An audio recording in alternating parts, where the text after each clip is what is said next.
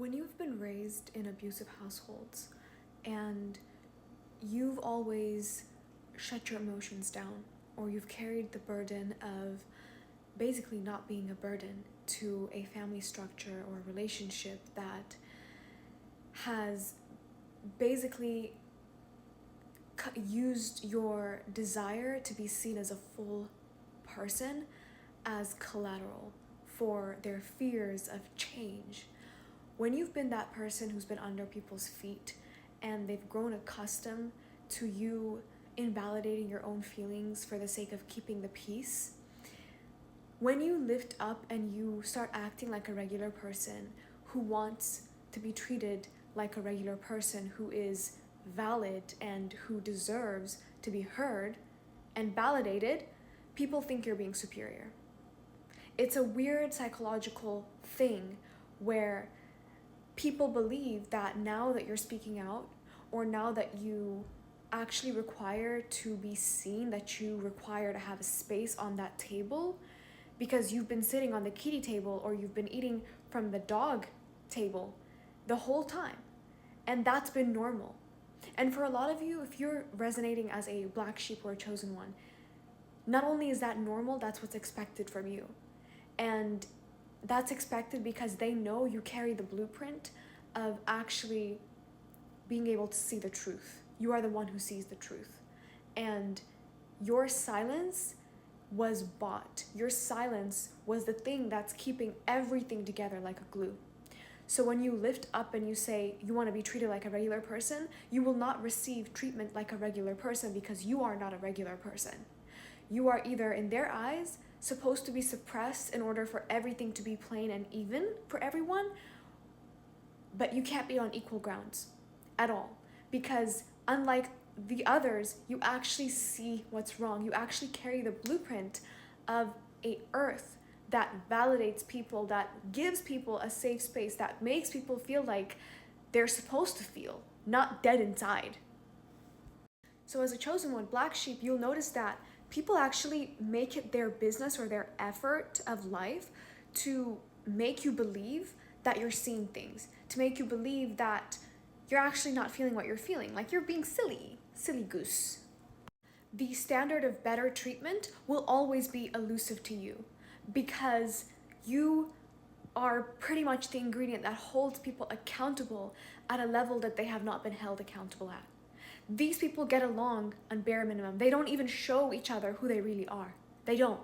They just operate from a surface level existence. And in many ways, they have seen you coming. They have known that you see them. They have known that you are genuine. And they have sacrificed you. This is what I meant when I said your whole community would sacrifice you, the earth angel. That's what I mean by that.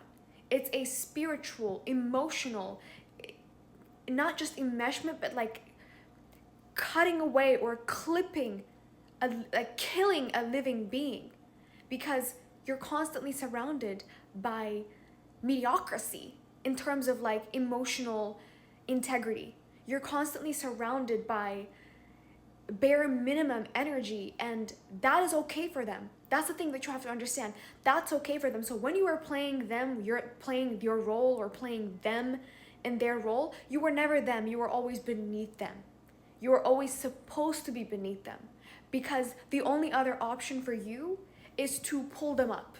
You're here to raise their frequency, pull them up. So even when you played them, when you played pretend, like, okay, I'm just going to blend into the background, not make noise, I'm just gonna keep quiet. When you were playing that, you never deluded them. They've always seen you. This is a war that's right now being won at a major, major scale.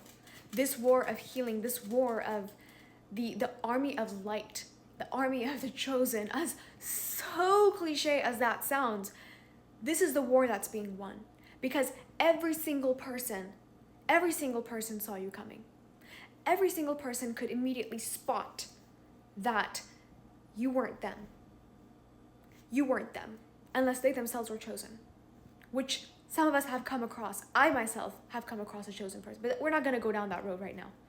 This is why a lot of things are coming to the surface right now. there's an enough is enough scenario playing out.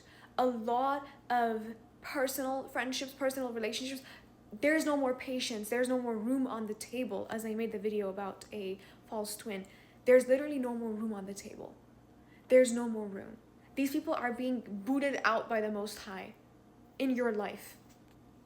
You were never meant to affect change while you were with them, sitting with them. You were always supposed to be separated.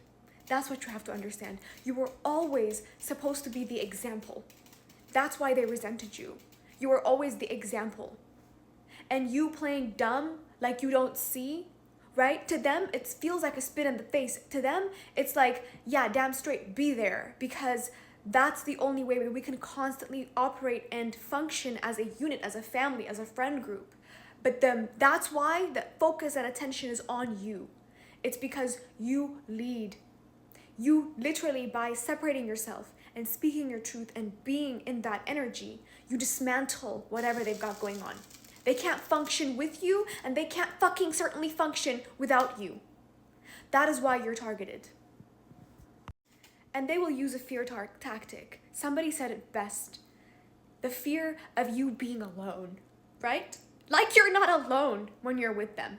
Like you've not always felt this horrible aloneness in general as a neurospicy. Like you haven't been alone.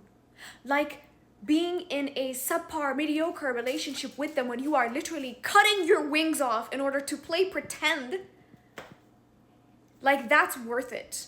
Like that's worth you being alone. This fear of being alone, that's what you're needing to walk into.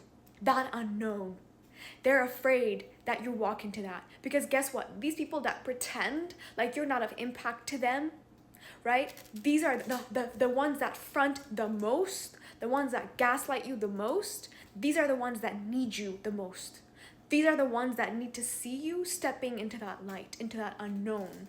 Actually assuring yourself, stepping into your emotional integrity, into your discernment.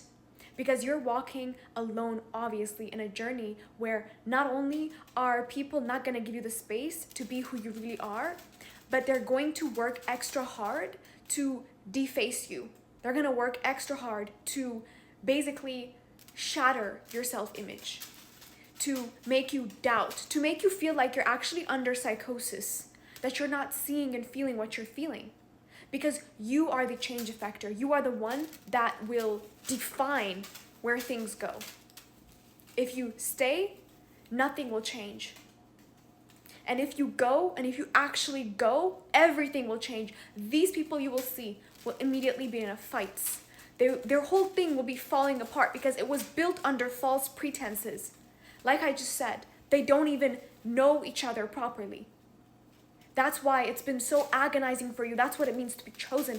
You cannot, your spirit, your body, your soul, everything will be so deeply in pain to even be in that energy, in that frequency, because you're not meant to.